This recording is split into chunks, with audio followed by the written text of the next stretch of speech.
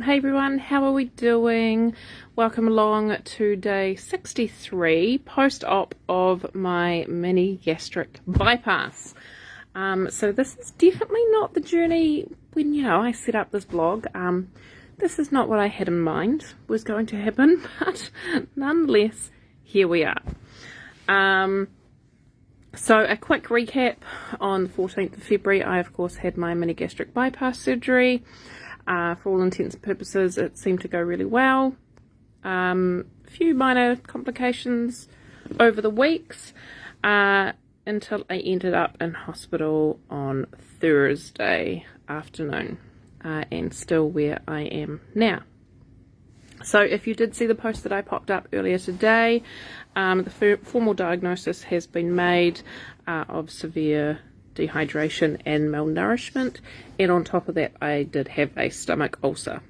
So just based on a couple of questions that I've been asked, both in comments and in private messages, thought I would just embellish on that a little bit in this group for you guys that are following me. So they are actually two separate issues that I had. So in terms of the stomach ulcer, I had no idea that I had a stomach ulcer. I had no idea it was there. I had no idea anything was going on until there was a period, probably about 12, 13, 14 days ago now, where for about 3 days I had a bit of sharp abdominal pain. I had fevers. I was rat testing myself left, right and centre, thinking, oh, have I got COVID? And at the end of those 3 days, I actually passed a bowel motion that was very black and almost tar-like. Now, we talk about poo here, so you may recall that my normal post-surgery poo was actually more of like a mustard colour. Actually, it's more like this colour. That is what my poo these days looks like. Yes, Mr. 8 did send me to hospital with some of his toys, so I just put my mask on this one, and he sits in the corner. Kids. So obviously that black tarry one was very out of the normal for me. At the time I was unable to get any assistance from either my weight loss surgery clinic or the GP. It was a Friday. I was unable to get into them until the following Monday. So I just kind of left. Well, I made an appointment for the Monday at the GP, and just figured I'd assess it over the weekend, and I actually, by Sunday I was fine, so I cancelled my appointment. So now, looking back, that was the moment that my ulcer popped. So into the lead up of that, no, I had no idea that I had a stomach ulcer. There was nothing there that I knew. That moment that it was popped was when I had those fevers and the black tarry stool. So that was actually the blood coming out. Those were the warning signs of what was happening, but I was oblivious to them, and unfortunately was unable to get any help from medical professionals at the time. So that is the stomach ulcer thing. Now, when I did go and see my surgeon, I'm losing track of days. What are we now? Monday. I think it was like Tuesday last week, so almost a week ago. And I went through a lot of these things with him. He diagnosed that right on the spot, saying, okay, you've had a stomach ulcer that's popped. That's what that black is the blood coming out. And he put me on a Meprazole, from memory, an acid reflux, an anti-reflux medication. And he said, look, this will heal the stomach ulcer. So I was taking that medication, and if we fast forward a few days until I did end up in hospital, one of the procedures I've had done on me was a gastrophy. I'm terrible with these medical names. They sedated me and put a camera down my throat, and they confirmed that yes, it had been a very large ulcer that had been there. Yes, it had popped, but it was actually healing quite nicely. Not fully healed, but it was healing quite nicely. So that stomach ulcer on its own, in the scheme of what's going on with me, is a very minor issue, and it was healing itself. The bigger issue that I have encountered, and I've asked lots of questions about this because I've struggled to understand, while I understood what their diagnosis was and I understood why they were treating me the way I was, what I didn't understand is how someone that was eating 3 meals a day, albeit, you know, for the last couple of weeks they were protein shakes or soup, I was still eating 3 meals a day. I was still hitting my minimum of 2 litres a day of fluids, including 750 mils of it being electrolytes. You know, I was doing all of these things that I'd been told to do, and yet I still ended up in a severe malnourished and dehydrated state. That's what I didn't understand. So the way it's been explained to me, so that I would understand, my understanding of what they've said, is that what was happening is, even though I was putting all of this stuff into my body, essentially it was going into my mouth, I was putting it in, what was happening is it was just passing through my body, coming out the other end in the toilet, and my body was not taking anything out of it on its way past. My body was not absorbing any nutrition. My body was not absorbing any hydration. My body was not absorbing any nutrients. Nothing. It was not taking any goodness about what I was feeding myself. The reason for that is when you have quite a traumatic operation that involves your bowel. Now, your bowel is also known as your intestines, and you'll recall as part of my bypass surgery, we bypassed the entire small intestine, so we bypassed over 1 metre of my intestines, and my stomach now, my new stomach goes directly into my middle intestines, so rather a traumatic operation on the intestines. What can happen is the intestines or the bowel can go into what they call shock, where it just doesn't want to work. Now, that can come out in the form of constipation, which, if you've been following my journey, know that I struggled with that right from the start. And another way that can come out is that the intestines just don't pull any goodness out of the stuff as it's passing through, which is also, of course, what has happened with me. So even though I was ticking the boxes in that I was putting 3 meals a day in, I was putting lots of protein, I was putting my hydration in, the inside of my body, between my mouth and my butt, wasn't doing anything with it, which is why I ended up the way that I did. So because of the level of malnourishment that I had, they had to treat me. I can't remember the name of what they called it. There's been so many medical names, honestly, in the last few days. They had to treat me in a way before they could start feeding me that my body wouldn't reject what they tried to give me. Someone said it's exactly what they do for the malnourished, starving kids in Africa. They actually have to treat them with something before they can begin to feed them, otherwise your body will just not cope. So I had to be treated with that for a couple of days before they then started slowly introducing food. So you'll see this really unattractive attachment I have here. This tube goes up obviously my nose. You can see it when I open up really wide. You can see it going down the back of my throat, and it is sitting in my pouch. So they used an ultrasound to make sure they got into the right place, and then I connect the end of the hose here onto a tube which is controlled by this little computer here, and this is my food. So before I can get home, the requirement is that I need to be taking food into this tube at a rate of 50 calories an hour for 20 hours a day. So I will be continually being fed on this for 20 hours a day.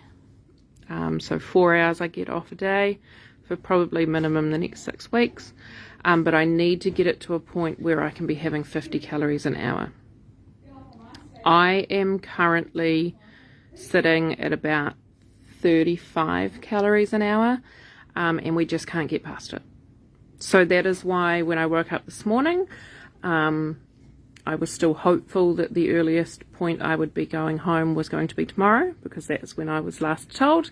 But because we haven't been able to get past 35 calories an hour, they've now said absolute best case scenario will be Friday, because we do need to sit at this lower rate for a little bit, get my body a little bit more used to it. I met the dietitian, the hospital dietitian today. Of course, she's been off for the long holiday, so she has been taking care of my file since I arrived, but virtually. So she came in today, And until such time as we can get to 50 calories an hour, I can't go anywhere. So obviously, to increase calories an hour, it's more meals going into the body per hour. And what is happening, the reason we can't get past it is it's giving me intense nausea, like crippling nausea. And I can actually feel the stuff coming up my throat. So when too much goes in, obviously this is filling up, and what's happening is it's starting to come up. So currently the feeding schedule they have me on has me off the machine between 4 p.m. and 7 p.m. Of course this stays in, this is permanent, this can't come out. But I just get unplugged here for 4 hours.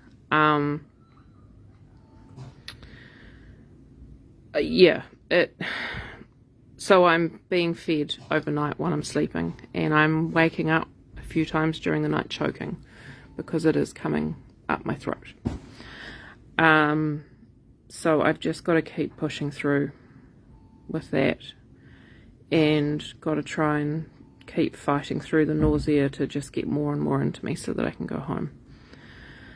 Then in about 6 weeks time, under the guidance of the dietitian, they will give me the go-ahead for me to start attempting to eat. I will have to go back to that puree stage and work my way through the soft foods, etc. Only at a point where I can eat enough food in a day, in 3 meals in a day, will I then be able to get this tube out. Until then, I will continue to be tube fed.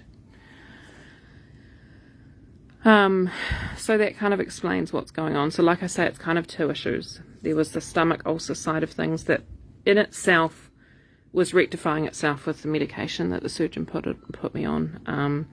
But this malnourishment thing is a completely different issue. There have been lots of questions asked around whether, if I had been able to contact the surgeon's office, whether this could have been prevented. And it seems it could have. It seems very, quite a few warning signs were missed. Warning signs that I put in emails and phone messages were not picked up. So that is something to look at for another day. The volume is what is survivable. So 50 calories is survivable. So this is actually a new feed that I'm trying tonight. The original feed that they put me on was 1 calorie per meal. And I couldn't get past 30 mils. So I'm on a more expensive one that they do have available that they've given me today. Obviously I'm not paying for it, but hence why they didn't give it to me originally. This one is 1.5 calories per mil. So we have started on 20 mils an hour. So there is currently 30 calories an hour going into me, with the hope that maybe about midnight or something we might see if we can pop this up to 25, even 30 mils an hour. So yes, they don't expect that 50 mils an hour would be absolute maximum that can be put into my stomach. So it's trying to make sure I can get the right amount of calories into that mils, basically. And Michaela, I am 100% regretting surgery. I won't lie. I know there's people on here that are following my journey, have booked in for consults and they're going out to do them all. But that's one thing about this page that I've said right from the start, that I'll be always honest. And in this moment in time, I am 100% regretting getting surgery. I would quite happily put that 20 kgs back on and live with that for the rest of my life, to have never had to go through this. I said that to the consultant this morning, and he reassured me that while it's a pretty bloody big blip in the road, this is just a blip in the road, and he promised me in a year's time when I look back on this that it'll be so minor that and that I'll definitely would never have regretted it. So we will wait and see. But at this point it feels like one of the worst decisions I've ever made in my life. I'll be honest. It's tough being locked in here. I can't see my son. I'm at the mercy of being let out before I can see him because he's not old enough to come in. Hi. I've just got your promethazine here. Okay, no worries. I'll take that in a moment. Oh, still Marie Inch? Yes. Yep. 21,1083. Perfect. Thank you. All good. Sorry, next round of meds. So yeah, I can't see my boy until I'm allowed out. But I have been sent a whole lot of links that the CDHB are changing visitor rules as of midnight tonight. So as of tomorrow, there are certain hours that I am allowed visitors in. It's strictly one at a time. You have to wear a mask. There's a whole lot of rules that come with it. But you must be over 14. So I still won't get to see my boy, which is probably the hardest. But that is me. Like I say, I just thought I would jump on and fully explain what's going on. I'm still struggling to get used to this tube down my throat. It's becoming quite red raw, like I'm spitting up a bit of blood now. Yeah, it's pretty sore. It's pretty sore. But we will get through that. They're giving me all sorts of things. I've got a Difflam throat spray. There's also a full anesthetic spray I'm allowed to use every 3 hours, so we're working on it. We're working on it. But yeah, that is me. Thank you so much to everybody for all of the messages, all of the comments, all the private messages, all the love. Honestly, really, really appreciate it. I'm not probably being as responsive as I could be. I'm doing a lot of just sleeping and kind of trying to go into meditative states a bit just because my mental health's not great. I'm struggling with the anxiety of being in here. So probably not responding as much as I usually am, but I'm definitely reading them. Unfortunately, no, I'm not able to go and visit my uncle. I'm still confined to my room. As a patient, I'm not allowed to move my room unless I'm being transferred to a different part by an orderly. Because I have asked that, but no, I'm unable to go visit him, even though I do believe he's only 1 floor up from me. I did think about just like banging on the roof, seeing if he can hear me, but that's all right. But yeah, I will go. I'm babbling. Thank you so much, everyone, for tuning in. But on the plus side, I get a bed that gets to go up and down. I can just play with my bed. You know, beds with all these little things. It entertains part of the day, especially when you've got no TV. You just play with your bed instead. All right, everyone. Yeah, can't wait until weigh-in next week because I've essentially had a week of eating nothing, and now I'm not eating very much at all. So next week's weigh-in should be a good one. See you later. Oh, I need to ask them if it vibrates. I'll ask the next nurse. No, the next nurse with a sense of humour. I'll ask the next one with a sense of humour.